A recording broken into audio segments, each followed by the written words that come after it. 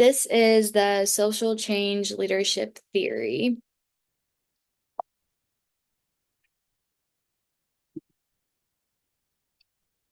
The social change leadership theory, or better known as the SCL, is a relatively new approach to leadership that really shifts the way we think about what it means to lead.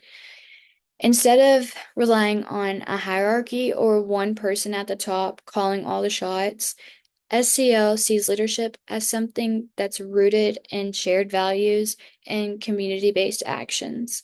It's not about having power over others, it's about people coming together to create real, long-lasting systemic change. That's what makes this so different from a more traditional leadership style or theory.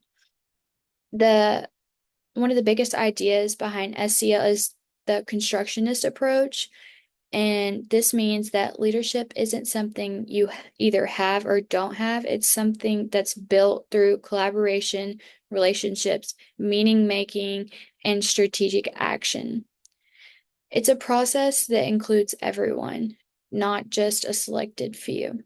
The theory was developed by Sonia Espina and Erica Foldy at the Robert F. Wagner School, Graduate School of Public Service. Their work in the Leadership for a Changing World program, they got a close-up look at how grassroots leaders actually work to promote long-term systemic change in their communities. They also pointed out something really important. Traditional leadership theories often don't fit the realities of social change work. These older models tend to overlook things like power sharing, culture, and strength of community.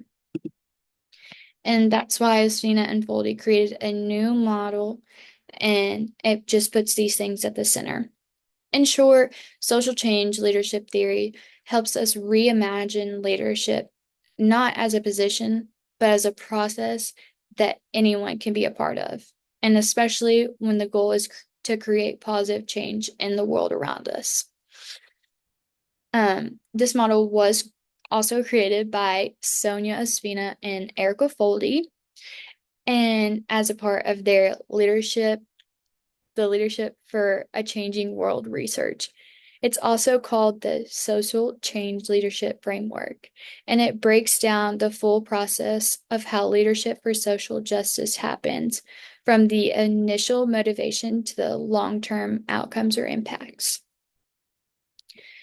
First, it starts with the leadership motivators, as seen on the far left, and this usually comes from seeing or experiencing systemic inequality and wanting to make a difference. The leaders in this model are driven by a vision of a better, more just society. They may focus on transformation, inclusion, or preservation, like changing unfair systems and including more people or protecting cultural identities. Next, we move into the strategic action to build collective power. And this is the largest part of the theory, and it's in the very middle of the model. This is where the leadership starts taking shape, and it includes things like collaboration, dialogue, storytelling, and reframing issues. These practices support the main activities of social change work: organizing, advocacy, community development, and services. All of these aim to build a collective power, not just for one person, but power that lifts up whole communities. Then we get into the means or intermediate outcomes, or the early results. And this includes building community capacity in three key areas. In the individual level, it promotes personal growth, and on the organizational level, it promotes leadership and infrastructure, and on the interorganizational level, it builds networks and building.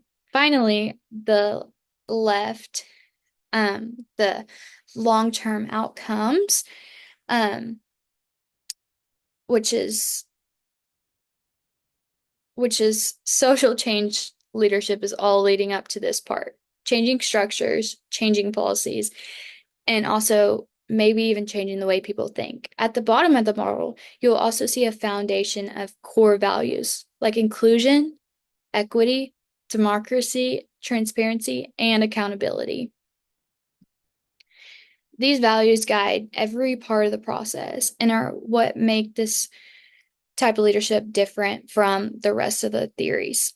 So, overall, the social change leadership framework helps us understand that leadership isn't just about having power, it's about having or being able to work with other and creating change.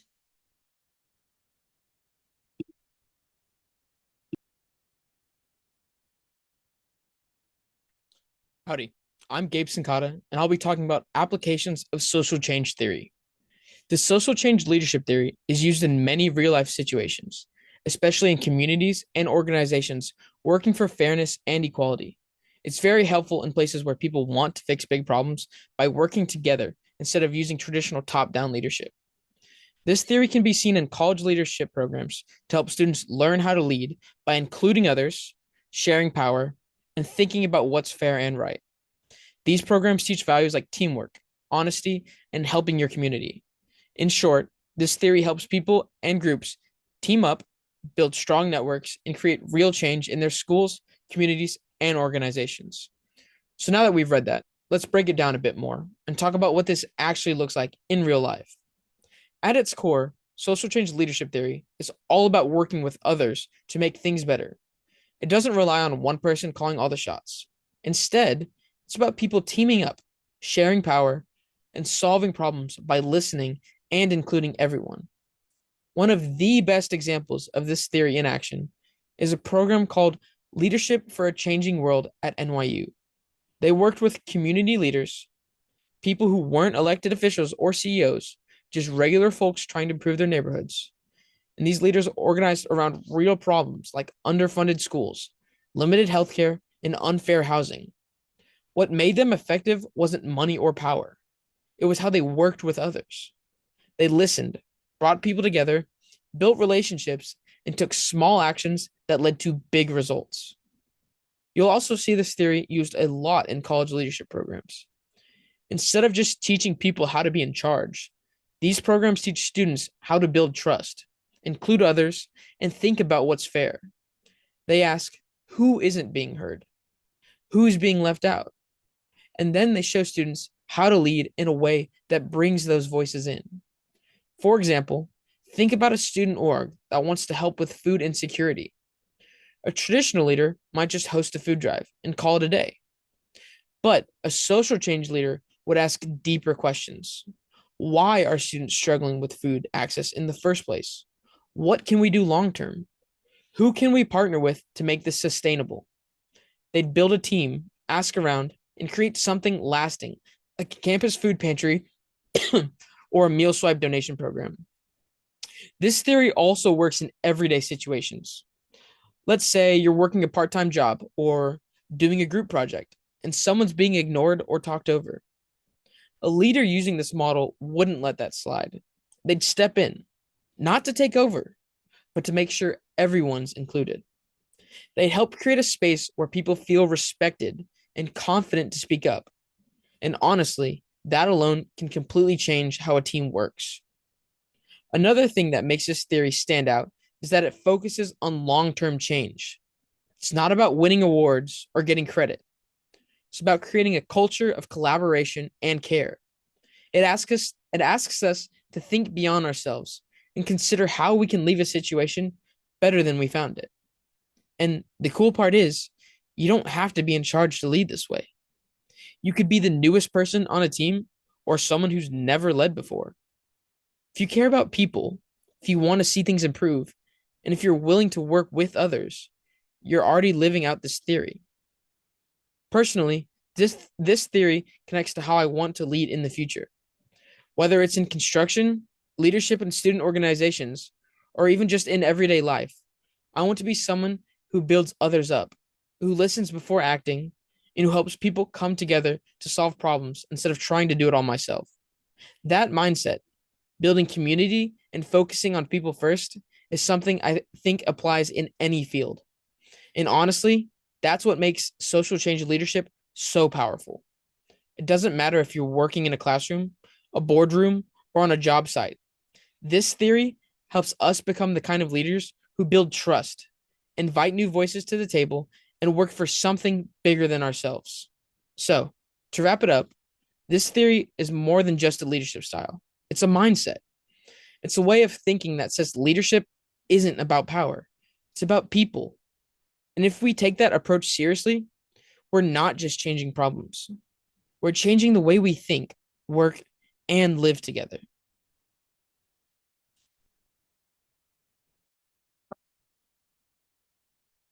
So on this slide, we'll explore how the assessments can help measure and apply the social change leadership principles. On this slide, there's in my opinion, the two most important foundational tools for assessing social change leadership. And the first one is the Social Change Leadership Scale, SCLS. This measures the alignment to the SCL principles, such as collaboration, shared values, systematic change, etc. The table on the right shows a great diagram of how these three major principles can impact the leader itself, the leader itself, such as individual values, consciousness or self-congruence, commitment, social values such as citizenship, and group values such as collaboration, common purpose, and controversy with civility. The second most important one, in my opinion, is the Leadership Practices Inventory, or LPI.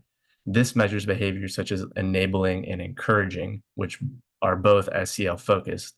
And the table on the right shows how someone would actually measure this in the 5 categories of LPI, which is model the way, inspire shared vision, does the leader challenge the process, does he enable others to act, or does he encourage the heart?